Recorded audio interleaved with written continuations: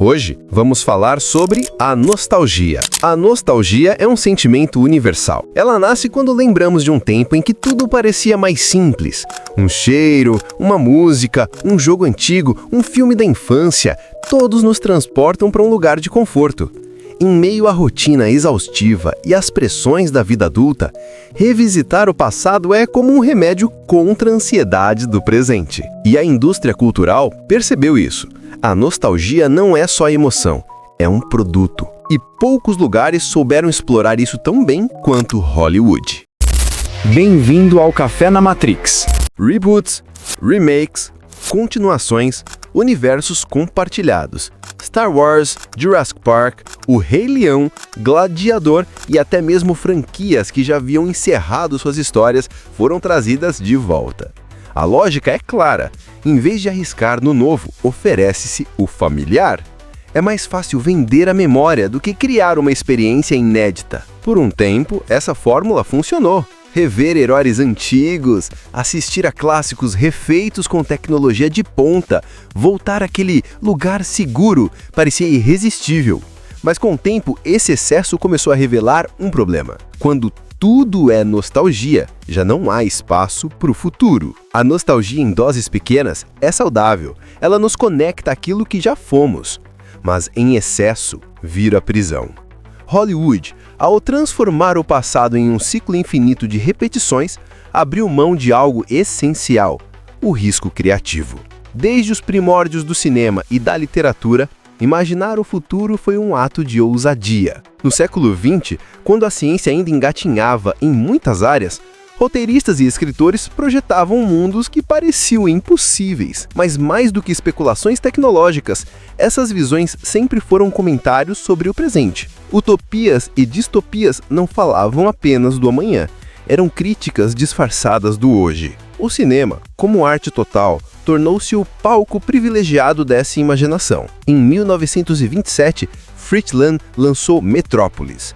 Ali, em meio à estética expressionista alemã, víamos uma cidade monumental, dividida entre uma elite privilegiada e uma massa de trabalhadores subterrâneos.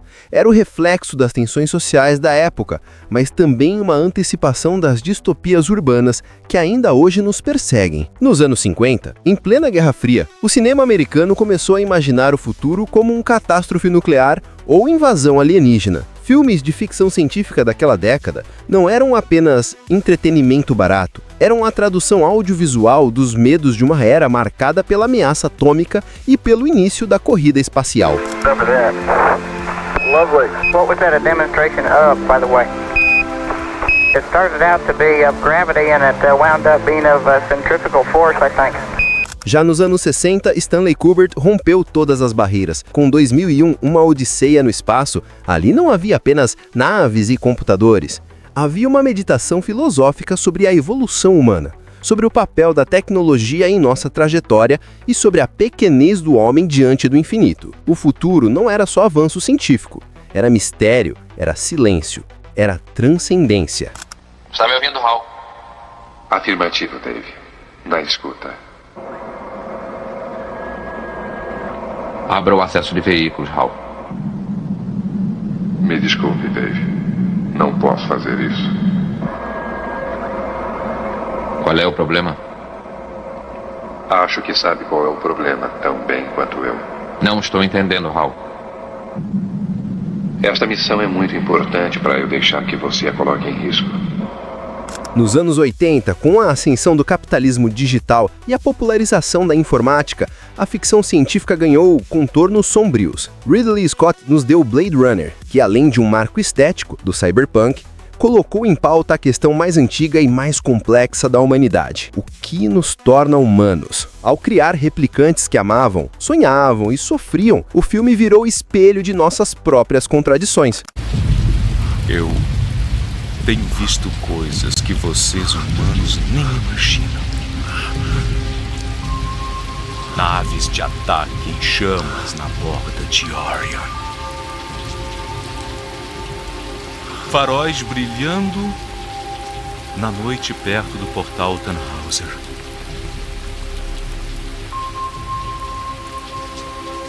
E todos esses momentos vão se perder no tempo. Como lágrimas na chuva. Já nos anos 90, com o avanço da internet, as Wachowski entregaram Matrix. Mais do que efeitos especiais revolucionários, o filme questionava a nossa percepção de realidade. Vivemos num sistema de controle? Somos escravos de uma simulação? Matrix trouxe para a cultura pop o encontro entre filosofia, tecnologia e espiritualidade, algo raro no cinema de grande orçamento. Essas obras não eram apenas produtos culturais, eram experiências transformadoras. Elas arriscavam, ousavam, desafiavam tanto tecnicamente quanto intelectualmente. Mas não foram só as distopias e utopias que marcaram. O cinema também foi capaz de criar épicos grandiosos, verdadeiros monumentos audiovisuais. Pensem em Ben-Hur, que nos mostravam a grandiosidade do humano em cenários históricos e quase míticos.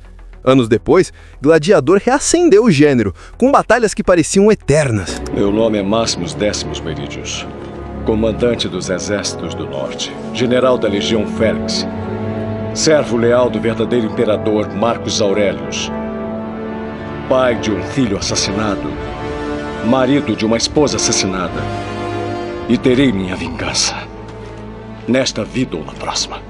E no início dos anos 2000, O Senhor dos Anéis provou que ainda era possível unir tecnologia, narrativa épica e emoção em uma obra monumental que marcou gerações. Esses filmes tinham algo que parece raro hoje, uma sensação de grandeza. Eles criavam mundos inteiros, não apenas reciclavam fórmulas. Mas hoje, a sensação é de repetição. Onde antes tínhamos invenção, agora temos reciclagem. Se vivemos apenas de nostalgia, deixamos de olhar para frente.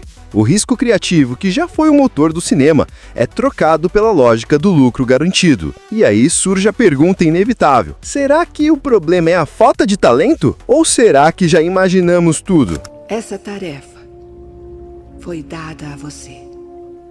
E se não encontrar uma forma,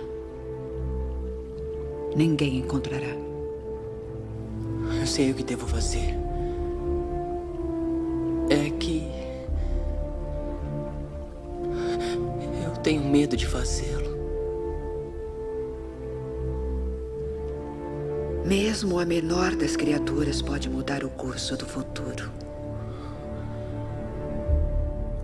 O excesso de informação também pesa. Se antes escritores precisavam preencher lacunas do desconhecido, hoje vivemos num mundo em que o futuro já chegou.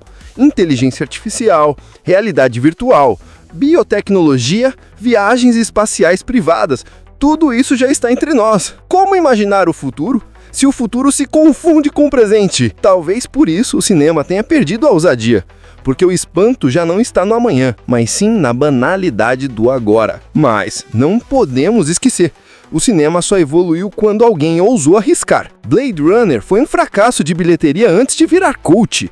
Matrix parecia absurdo demais, até se tornar referência cultural. O que falta hoje talvez não seja a criatividade, mas coragem. Enquanto isso, em outros cantos do mundo, o risco ainda existe. O cinema sul-coreano conquistou o Ocidente com Parasita, uma obra que não apenas surpreendeu, mas desafiou o público com sua mistura de crítica social e suspense. E falando em cinema asiático, ele vem ganhando cada vez mais espaço. Mas deixaremos isso para outro vídeo. Talvez o que falte a Hollywood não seja imaginação, mas sim a disposição de colocar a arte acima do mercado. No fim, a pergunta que paira é quase filosófica. Será que já esgotamos a capacidade humana de imaginar o futuro? Ou será que ainda temos pequenas revoluções à espera, escondidas em mentes, que se recusam a viver apenas de nostalgia? Afinal, o que seria mais assustador? Não termos mais criatividade ou já termos imaginado tudo? Me diz aí, o que você imagina para o futuro do cinema, das séries? Será que chegamos ao nosso ápice? Ou você acha que a indústria da sétima arte está no caminho certo e ainda temos muitos reboots e remakes para fazer que são necessários? Se gostou desse nosso cafezinho, deixa seu like, comenta e se inscreve no canal. Compartilha com aquele amigo que ama cinema e também tem opiniões polêmicas. Nos vemos no nosso próximo encontro aqui no Café na Matrix.